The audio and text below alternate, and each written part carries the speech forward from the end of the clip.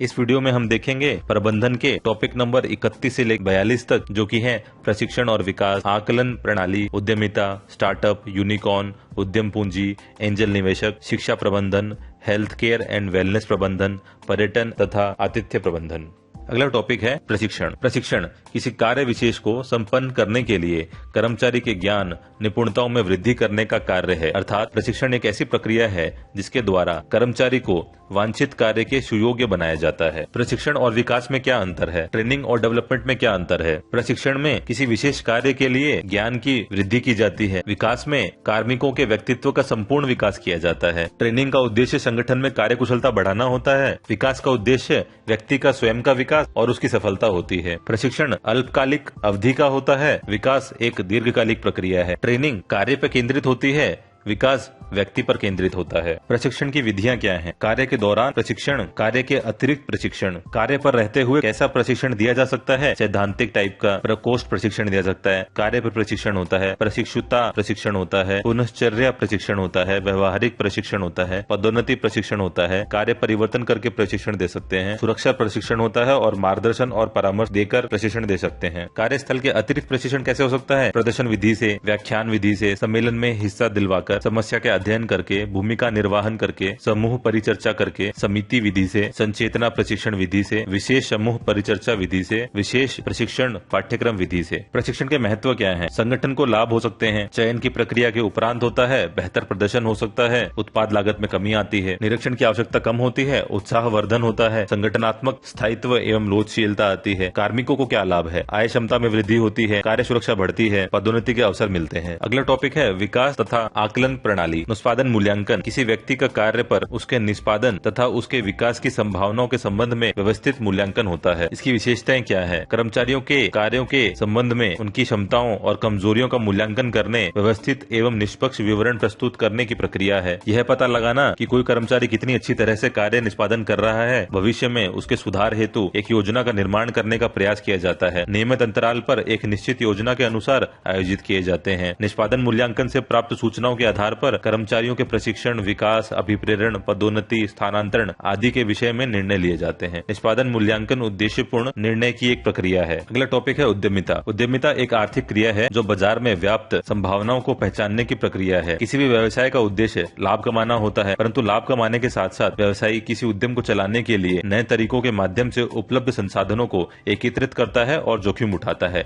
ऐसी क्रिया को उद्यमिता कहते हैं। उद्यमिता की अवधारणाएं। जोखिम अवधारणा है कि उद्यम जोखिम उठाता है। संगठन एवं समन्वय की अवधारणा है, जिसे पता चलता है कि उद्यमी विभिन्न संसाधनों का संयोजन करता है और नई उपयोगी वस्तु और सेवा का सृजन करता है। प्रबंधकीय कौशल की अवधारणा है, उद्यमी प्रबंधकीय कार्यों का कौशलपूर्ण ढंग से संपादन करता है। नव प्रवर्तन अवधारणा है, उद्यमी नवीन परिवर्तन और सुधार लेकर आता है। मनोवैज्ञानिक प्रेरणा की अवधारणा है, उद्यमिता को व्यक्ति का आकस्मिक व्यवहार मानकर इसे मनोवैज्ञानिक प्रेरणा माना जाता है। इस अवधारणा के अनुसार उच्च उपलब्धियों को प्राप्त करना ही उद्यमिता है। भारत में एंटरप्रेन्योरशिप के धीमे विकास के कारण क्या है? परंपरागत विचारधारा का होना, यहाँ पर अभौतिकवादी संस्कृति पाई जाती है, प्रशिक्षण की सुविधाओं का अभाव है, तकनीकी शिक्षा की सुविधाओं का अभाव है, भारत में पूंजी की कमी है, उद्यमिता की मनोवृत्ति का अभाव है, नौकरशाही प्रवृत्ति, लाल फीताशाही का बोलबाला है, नवाचारों और परिवर्तनों का प्रतिरोध होता है, बड़े उद्योगों से प्रतिस्पर्धा का भय रहता है। अगला टॉपिक है स्टार्टअप। स्टार्टअप से तात्पर्य ऐसे उद्यम से है जो प्रौद्योगिकी या बौद्धिक संपदा से प्रेरित नए उत्पादों या सेवाओं के नवाचार, विकास, प्रविस्तारण या व्यवसायीकरण की दिशा में काम करती है। स्टार्टअप नए व्यवसायों को संदर्भित करते हैं जो एकल संस्थापक के साथ आगे बढ़ने की इच्छा शक्ति रखते हैं। भारत में स्टार्टअप को बढ़ावा देने के उद्देश्य से स्टार्टअप इंडिया योजना का प्रारंभ किया गया, जिससे देश में आर्थिक विकास एवं बड़े पैमाने पर रोजगार के अवसर उत्पन्न हो सके। इस योजना के माध्यम से देश के युवाओं को बैंकों के माध्यम से वित्त प्रदान करना, जिससे उनकी शुरुआत बेहतर मजबूती के साथ हो सके। स्टार्टअप की परिभाषा भारत में क्या है? स्टार्टअप एक इकाई है जो भारत में 5 साल से अधिक समय से पंजीकृत नहीं है, जिसका सालाना कारोबार किसी वित्तीय वर्ष में 25 करोड़ रुपए से अधिक नहीं हो। यह एक इकाई है जो प्रौद्योगिकी,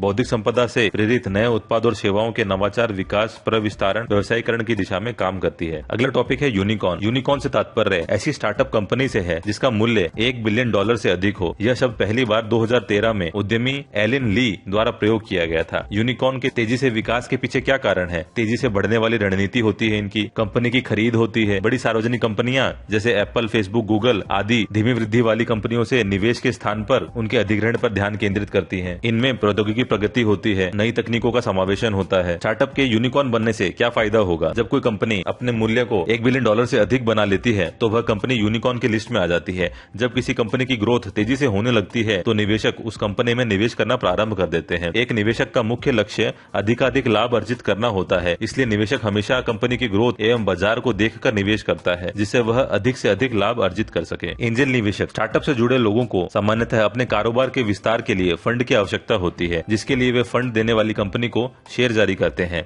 अक्सर ये शेयर उचित कीमत से कहीं ज्यादा कीमत पर जारी किए जाते हैं। शेयर की अतिरिक्त कीमत को उनकी आय माना जाता है। इस आय पर टैक्स लगाया जाता है जिसे एंजल टैक्स कहा जाता है। स्टार्टअप को इस प्रकार से मिलने वाले फंड को एंजल फंड कहा जाता है तथा निवेशक को एंजल निवेशक कहा जाता है। किसी भी निवेशक के विपरीत एंजल निवेशक वे हैं जो अधिक रियायत, नियम और शर्तें प्रदान करते हैं। एक एंजल निवेशक संभावित प्रारंभिक लाभ के स्थान पर नई कंपनियों को अपने शुरुआती समय में मदद प्रदान करने को प्राथमिकता देते हैं। अगला टॉपिक है उद्यम पूंजी। यह निजी इक्विटी फंड का ही एक प्रकार है। उद्यम पूंजी निजी तौर पर जुटाई गई बाहरी इक्विटी पूंजी होती है जिसका इस्तेमाल प्रारंभिक चरण में कंपनियों को पूंजी उपलब्ध करवाने के लिए किया जाता है। उद्यम पूंजी की विशेषताएं। उद्यम पूंजी नई और तेजी से विकास करने की संभावना वाली कंपनियों के लिए एक आरंभिक पूंजी होती है। उद्यम पूंजी मुहैया कराने वाले उद्यमी को उच्च प्रतिफल या उच्च जोखिम प्राप्त होता है। उद्यम पूंजीवादियों के पास सामान्यतः इक्विटी शेयर या अर्ध इक्विटी शेयर होते हैं जो उन्हें इस बात के लिए सक्षम बनाते हैं कि जिस फर्म में उन्होंने निवेश किया है उसके जोखिम और फायदे उन्हें समान रूप से मिलेंगे। उद्यम पूंजी में निवेश करने वाले कंपनियों में सक्रिय रूप से कार्य करते हैं और फर्म के विकास में योगदान देते हैं। इंक्यूबेटर या व्यावसायिक इंक्यूबेशन क्या है? व्यावसायिक इंक्यूबेटर ऐसे संगठन है जिनको व्यावसायिक सहायता कंपनियों की वृद्धि के लिए डिजाइन किया जाता है, जिसमें वास्तविक स्थल, पूंजी, प्रशिक्षण, सामान्य सेवाएं और नेटवर्किंग कनेक्शन शामिल होते हैं। इंक्यूबेशन सेवाएं क्या है? स्टार्टअप कंपनियों को स्थान देना, वित्त, उपकरण, अनुभव जैसे संसाधनों की कमी होती है और ऐसे स्थिति में इंक्यूबेटर उन्हें सहायता प्रदान करते हैं ताकि वे किसी व्यवसाय की प्रारंभिक समस्याओं का सामना कर सकें। व्यवसायिक इंक्यूबेटरों के कार्य क्या होते हैं? यह एक सुविधा होती है, इसे स्टार्टअप चरण के दौरान व्यवसाय को स्थापित करने, लाभ अर्जित करने में सहायता करने के लिए विकसित किया जाता है। यह व्यावसायिक सलाह, व्यावसायिक सेवा, नेटवर्किंग, मेंटरिंग, पूर्वकालिक प्रबंधन, अन्य प्रकार की सुविधाएं प्रदान करता है। अगला टॉपिक है शैक्षिक प्रबंधन। शैक्षिक प्रबंधन के उद्देश्य क्या है? संस्था के उद्देश्यों को प्राप्त करना, कार्य योजना बनाना, लागू करवाना, प्रक्रियाओं में समय समय पर सुधार करना, समाज में संस्था की सकारात्मक छवि को बनाना और उसे कायम रखवाना, मानव संसाधनों का अधिक से अधिक उपयोग करना, बुनियादी ढांचे की दक्षता और प्रभावशीलता में वृद्धि करना, कार्य योजना को सक्षम बनाना, संरचना में एक अनुकूलित वातावरण बनाकर उसे बनाए रखना, पारस्परिक संचार में नवाचार और सुधार लाना, भिन्न भिन्न समुदायों के बीच एक कुशल संबंध स्थापित करवाना। शैक्षिक प्रबंधन को इन 5 प्रकार से समझा जा सकता है: योजना यानी प्लानिंग, आयोजन यानी ऑर्गेनाइजिंग, निर्देशन यानी डायरेक्शन, नियंत्रण यानी कंट्रोल। अगला टॉपिक है health care and wellness. WHO के अनुसार पूरे जीवन में व्यापक बढ़ावा देने वाली सुरक्षात्मक, निवारक, उपचारात्मक, पुनर्वसन संबंधी देखभाल के माध्यम से लोगों की स्वास्थ्य आवश्यकताओं की पूर्ति करना हेल्थ केयर एंड वेलनेस है। इसमें मुख्य गतिविधियां हैं कार्मिकों की भर्ती, नियोजन की नीति, मार्केटिंग, वित्त एवं लेखांकन, जनसंपर्क और मानव संसाधन। इसमें अनेक प्रकार की सुविधाएं और सेवाएं दी जाती हैं जैसे चिकित्सीय परामर्श, नर्सिंग सुविधा, फार्मा की सुविधा, डायग्नोस्टिक सुविधाएं और आपातकालीन सेवाएं। अगला टॉपिक है पर्यटन एवं आतिथ्य प्रबंधन। पर्यटन प्रबंधन उन गतिविधियों का एक विशाल क्षेत्र है जिसमें पर्यटकों के आकर्षण के स्थानों पर पर्यटकों के लिए रहने की व्यवस्था करना और उनके मनोरंजन का भी समुचित व्यवस्था करना। आतिथ्य प्रबंधन अतिथि तथा आतिथ्य मेजबान के बीच का संबंध है। यह सत्कारशीलता का कार्य एवं व्यवहार है जिसमें अतिथियों का उदारता पूर्वक और मित्रता पूर्ण स्वागत करना, उनका मनोरंजन करना, उन्हें शिष्टता पूर्ण सेवाएं प्रदान करना सम्मिलित है। पर्यटन प्रबंधन और आतिथ्य प्रबंधन में संबंध। आतिथ्य और पर्यटन प्रबंधन इस उद्योग के अभिन्न हिस्से हैं जहां आतिथ्य प्रबंधन में होटल, रेस्टोरेंट, रिजॉर्ट, पब और बार में पर्यटकों का आवास जैसी सुविधाओं का ख्याल रखा जाता है। वहीं पर्यटन गतिविधियों में पर्यटन के स्थानों के बारे में जानकारी से लेकर कन्वीनियंस तक सब कुछ शामिल है। पर्यटन प्रबंधन में रेल, बस, हवाई जहाज की टिकटिंग शामिल है, होटल, रेस्टोरेंट की टिकटिंग शामिल है, पर्यटन स्थलों की टिकटिंग शामिल है, पर्यटन पुलिस द्वारा पर्यटकों की सुरक्षा व्यवस्था